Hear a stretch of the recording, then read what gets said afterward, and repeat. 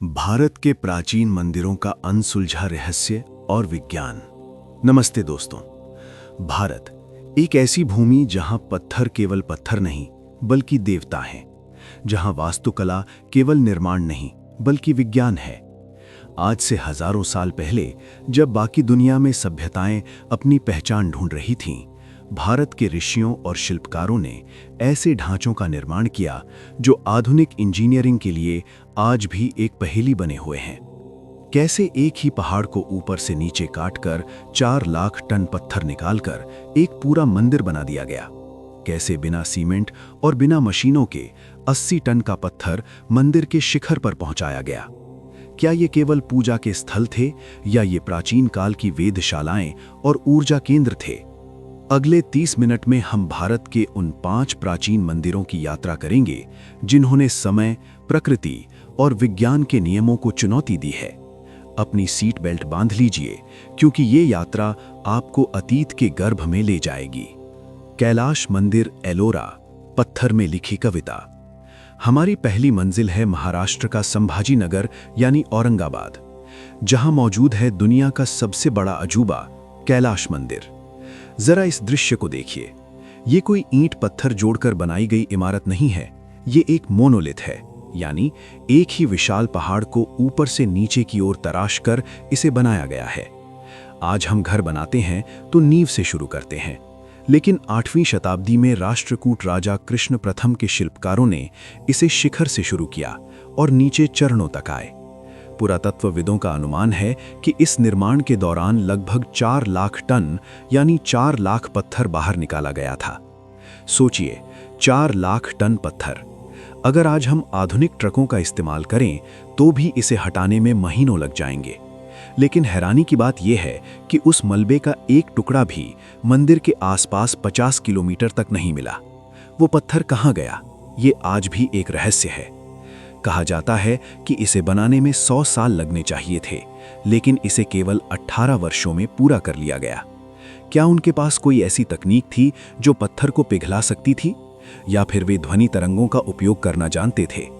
यहाँ की नक्काशी इतनी सूक्ष्म है कि कुछ जगहों पर सुई की नोक भी नहीं जा सकती। कैलाश मंदिर केवल शिव का घर नहीं बल्कि मानव क्षमता का चरम उदाहरण है। बृहदेश्वर मंदिर, तंजावुर, छाया का रहस्य। अब हम चलते हैं दक्षिण की ओर, तमिलनाडु के तंजावुर में। यहाँ खड़ा है चोल साम्राज्य का गौरव, बृहदेश्वर मंदिर। राजा राज चोल प्रथम द्वारा बनवाया गया ये मंदिर पूरी तरह से ग्रेनाइट से बना है। चौंकाने वाली बात यह है कि तंजावुर के आसपास 60 किलोमीटर तक कोई पहाड़ नहीं है और न ही ग्रेनाइट की कोई खदान। तो ये 1,30,000 टन ग्रेनाइट यहाँ आया कैसे? सबसे बड़ा रहस्य इसके शिखर पर है। मंदिर के ऊपर रखा ये पत्थर, जिसे कुंभम कहते हैं, उसका वजन 80 टन है। जरा सोचिए, बिना क्रेन के 216 फीट की ऊंचाई पर 80 टन का पत्थर कैसे चढ़ाया गया होगा? सिद्धांत यह है कि उस समय 6 किलोमीटर लंबा एक मिट्टी का रैंप बनाया गया था, जिस पर हाथियों द्वारा इसे खींचा गया। ये निष्ठा और इंजीनियरिंग का ऐसा मेल है जो आज असंभव लगता है। एक लोकप्रिय मिथक है कि इस मंदिर की परछाई जमीन पर नहीं पड़ती। हालांकि वैज्ञानिक रूप से परछाई पड़ती है, लेकिन इसकी बनावट ऐसी है कि गर्मियों में दोपहर के समय परछाई इसके आधार पर ही सिमट जाती है और बाहर नहीं दिखती। ये इंटरलॉकिंग तकनीक से बना है, यानी पत्थरों को जोड़ने के लिए कोई सीमेंट या चूना इस्तेमाल नहीं हुआ, वे बस एक दूसरे में फंसे हुए हैं। यही वजह है कि 6 बड़े भूकंप झेलने के बाद भी ये मंदिर आज भी शान से खड़ा है। कोणार्क सूर्य मंदिर, ओडिशा। समय का पहिया। पूर्व दिशा में जहां सूर्य की पहली किरण भारत को छूती है, वहां स्थित है ओडिशा का कोणार्क सूर्य मंदिर। ये मंदिर एक विशाल रथ के आकार का है जिसे 7 घोड़े खींच रहे हैं, लेकिन असली चमत्कार इसके 12 पहियों में छिपा है।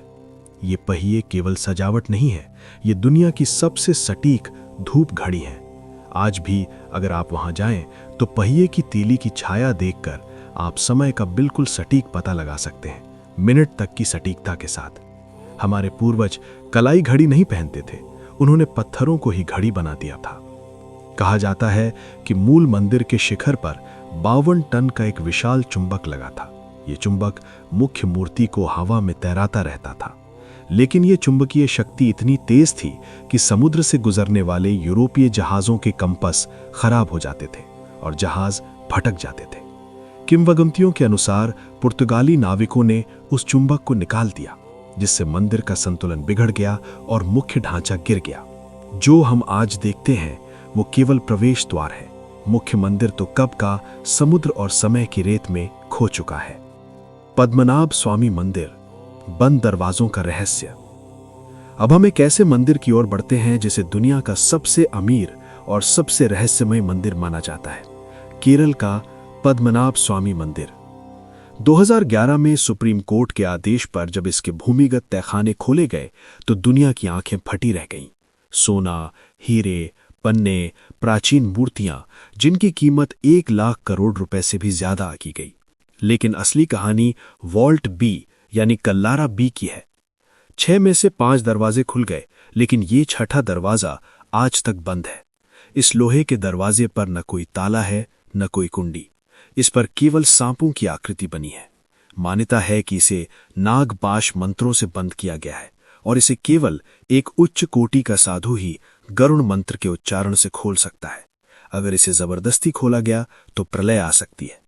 क्या यह केवल अंधविश्वास है या फिर हमारे पूर्वजों ने वहां कुछ ऐसा छुपाया है जो इंसानियत के लिए अभी जानना सुरक्षित नहीं है? विज्ञान और आस्था की ये जंग आज भी जारी है। केदारनाथ की शक्ति। अब अंत में हम चलते हैं हिमालय की गोद में।